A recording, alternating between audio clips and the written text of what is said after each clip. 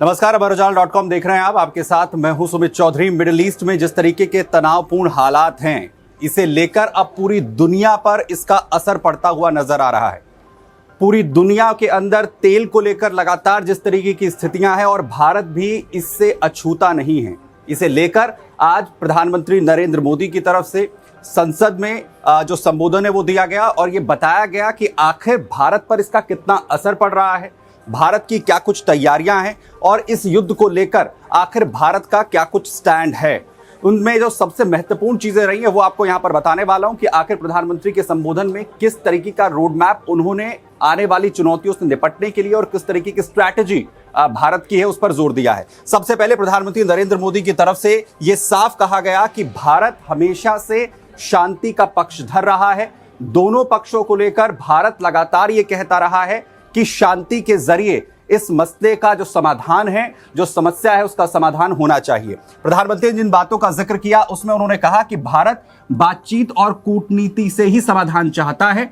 युद्ध की स्थिति चिंताजनक है और इसने भारत के सामने आर्थिक, राष्ट्रीय सुरक्षा और मानवीय चुनौतियां जो हैं वो खड़ी की हैं। यानी भारत भी इस युद्ध के असर से अछूता नहीं है। इस पर प्रधानमंत्री जोर देते हुए नजर आए।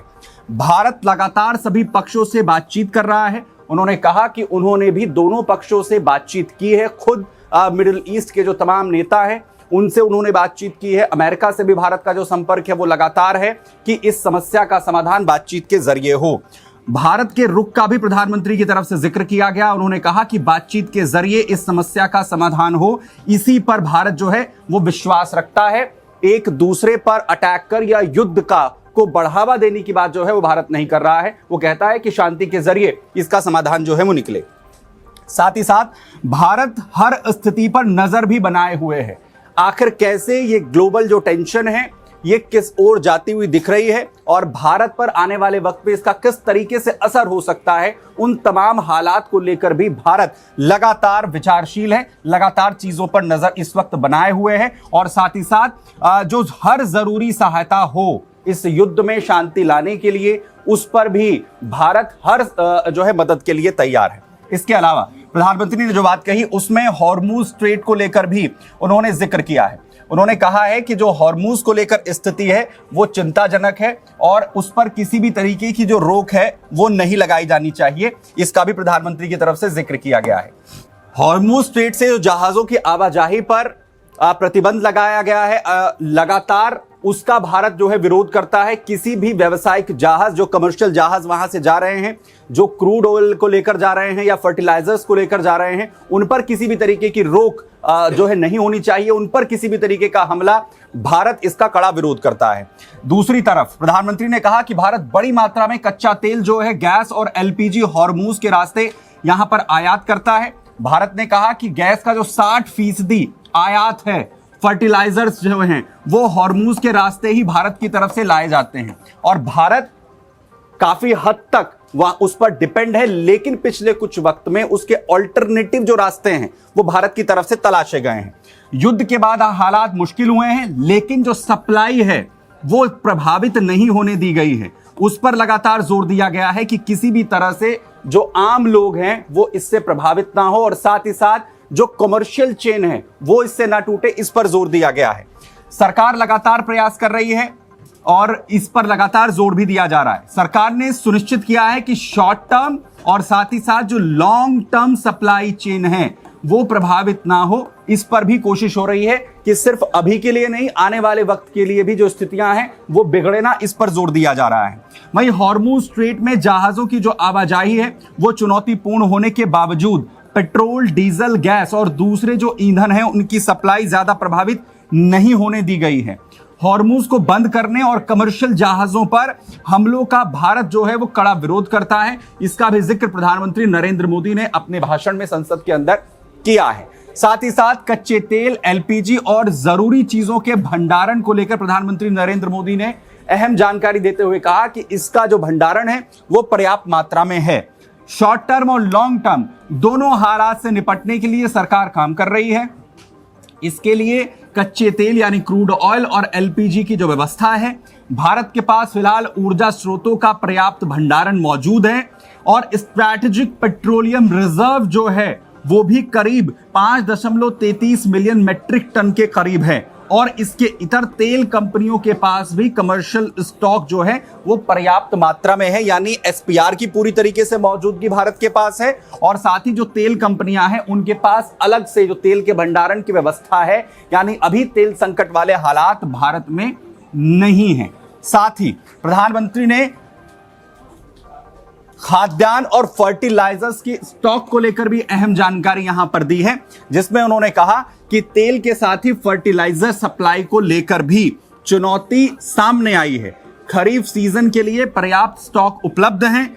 यूरिया की सप्लाई में किसानों को कमी नहीं होने दी जाएगी और जो वैकल्पिक स्रोत हैं उन्हें भी लगातार बढ़ाया जा रहा है कि अगर यूरिया किसानों तक ना पहुंचे, उन हालात के लिए भी जो तैयारी है वो अभी से कर ली गई है।